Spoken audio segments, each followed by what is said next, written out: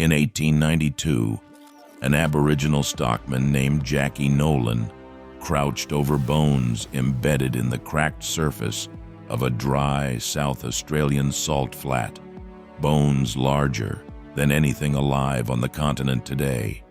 What he had stumbled into was the largest graveyard of prehistoric giants ever found in Australia, and more than a century of expeditions still have not fully explained why so many died there together.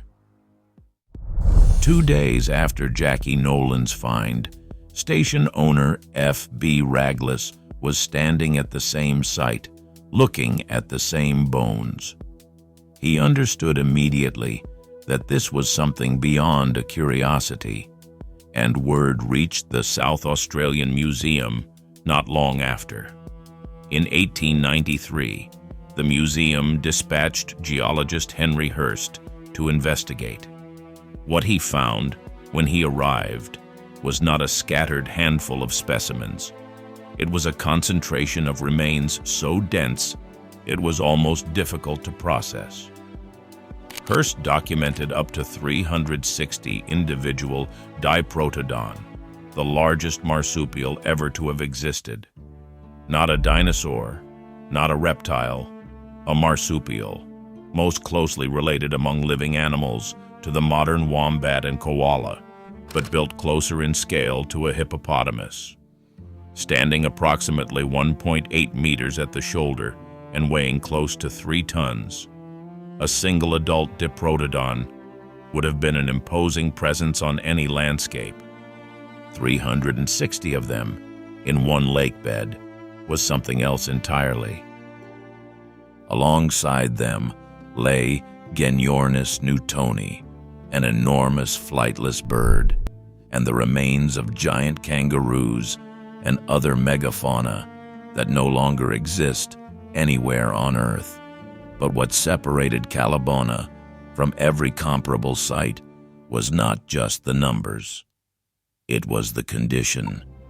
Many skeletons were still articulated, meaning the bones were preserved in their original anatomical position, exactly as the animal had fallen, rather than scattered by scavengers or time. One specimen pushed that further still. Excavators recovered a Diprotodon with its stomach contents intact, undigested leaves and twigs from its final meal, sealed in the mud for around 46,000 years.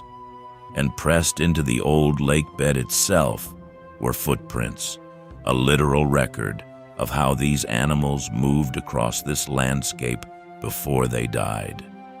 The plant material found alongside the bones told its own story.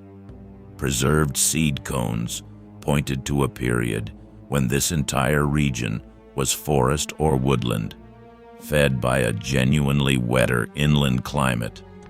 Something changed.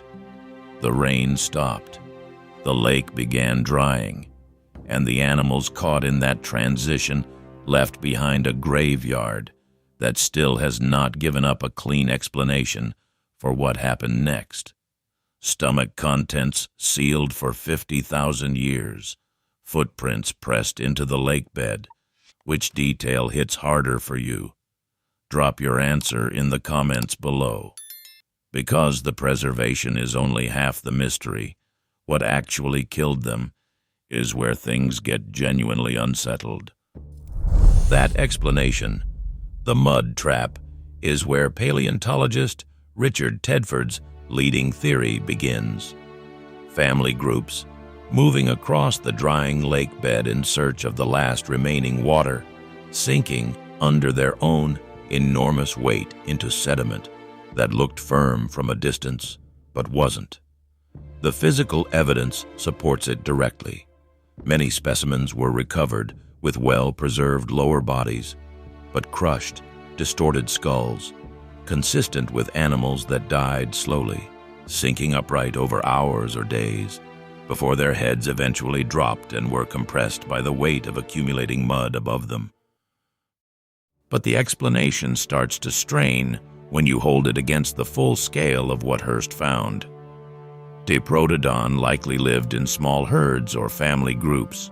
Evidence from sexually segregated assemblages suggests some degree of social structure.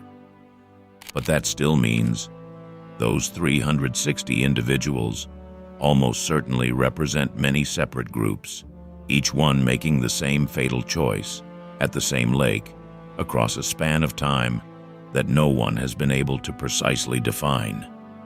No other drying inland lake from the same period has produced anything close to that concentration.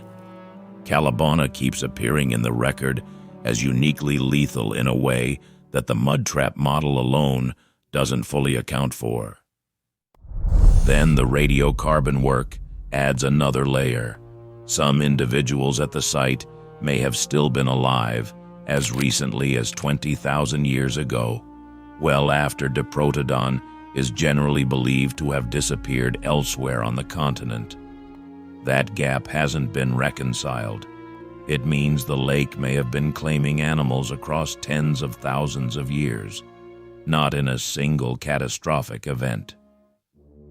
Excavation slowed for decades after Hearst's original expeditions, resuming in the 1970s and continuing intermittently since, hampered by the same brutal, waterless conditions that likely killed the animals in the first place. The lake was declared a protected fossil reserve in 1901, rare legislation still in force today. Yet a 2002 museum assessment noted only minimal active management beneath those legal protections. What sits under Lake Callabonna's cracked white surface is still, by the museum's own account, only partially understood. A landscape that was once forest, a graveyard that may represent one drought or dozens spread across thousands of years, and animals whose final moments are frozen exactly as they happened, in mud that has never fully given up its answers. Subscribe if you want more like this, and watch the next one on screen.